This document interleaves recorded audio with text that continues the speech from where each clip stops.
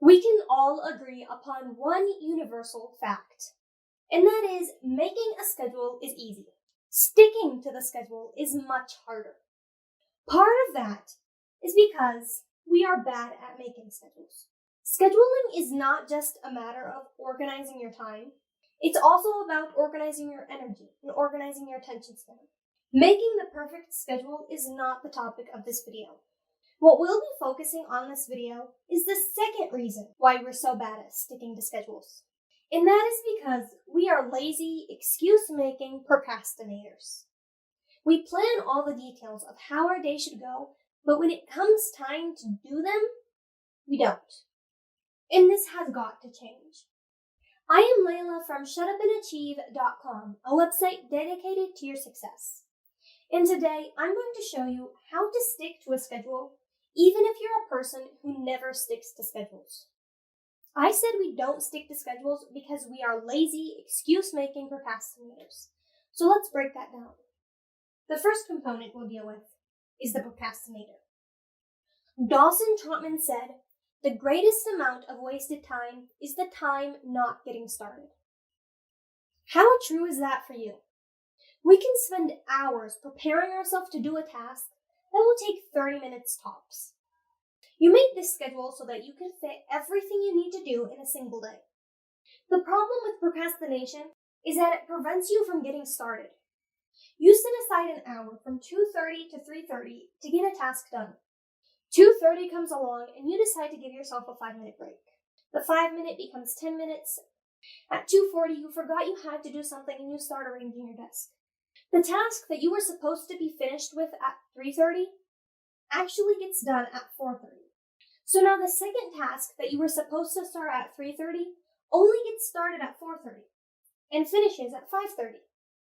You're now an hour late on everything in your schedule because of the hour you procrastinated at 2:30. It's a domino effect. By the end of the day, you're scrambling to get just the most important tasks done. Before long, you give up on your schedule and realize you're just not a person who sticks to schedules. So how can we fix this? How can you overcome procrastination? There are many ways. The one I'm going to mention here is the one that works best for schedules, and that is to not have a schedule. You've already came to the conclusion that you are not a person to stick to schedules. So throw your schedule out. Instead of making a schedule, make a to-do list with time estimates. Say you have a time block from 5 a.m. to 5 p.m. Instead of having a strict schedule on what you should do from 9 to 10 and from 10 to 11, have a list of things that you can do and keep choosing from those tasks. When you finish one task, choose another. The catch is anything that's not on the list cannot be done that day. This way, you procrastinate one task with another. You can even add deadlines to your tasks. For example, you may have to call Austin before 5 p.m. It doesn't matter when you choose to do it as long as it's done before 5 p.m. Nicholas Luhman said, "I never force myself to do anything I don't feel like. Whenever I'm stuck, I do something else." Now let's move on to the next component of why we don't stick to schedule. And that is because we are lazy.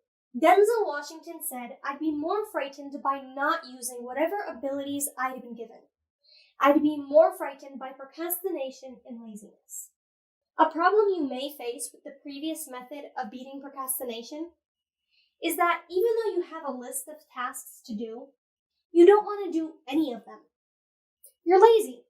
All you really want to do is sit around and scroll through TikTok. How can you overcome laziness when it's a part of you? There's two components to this solution. The first is to change your self-image.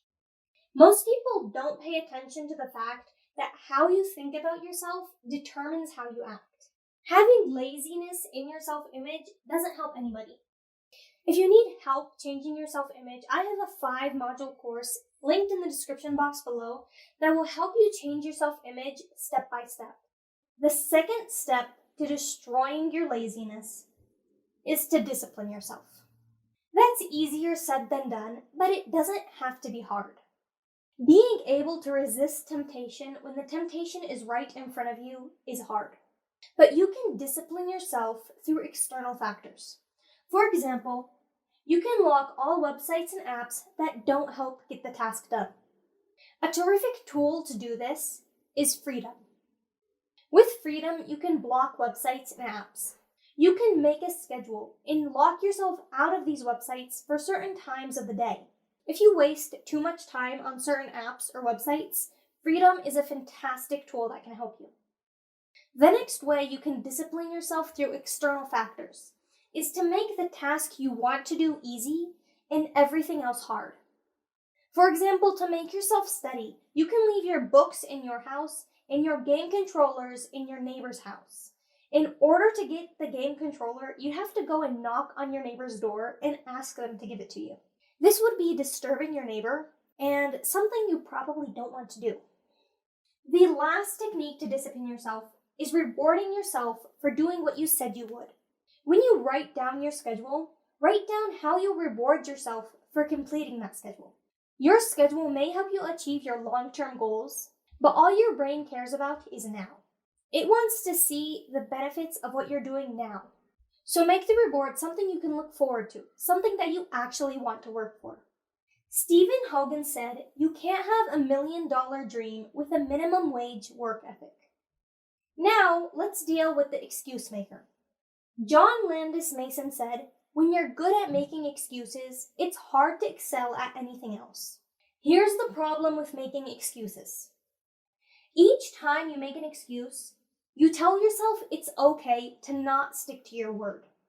Let's say you said you'll work on something at 3 p.m. 3 p.m. comes and you say, "I'm tired. I'll make up for it tomorrow." Tomorrow comes and you have double the work.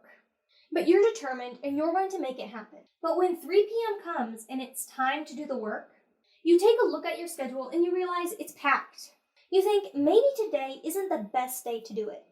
You postpone it to the next day. You wake up and say today's the day you're going to get the task done. But then something pops up and you think it's fine. Nothing will happen if I don't do this task today. Soon enough, you think, who am I kidding? That task is not getting done. It doesn't fit into your schedule. You're not going to do it. When you make an excuse, you lie to yourself about why you can't do a task, and then you believe it. I have a separate video on why you make excuses and how you can overcome them. So check that out through the card in the corner. Gene Hayden said, "Following through is the only thing that separates dreamers from people that accomplish great things." Set your schedule and make a decision. Are you going to be a dreamer, or are you going to be a person that accomplishes great things? If you liked this video, be sure to subscribe for more like it. And if you loved this video, enroll in my course, You Improved, creating a self-image that brings your dreams to life.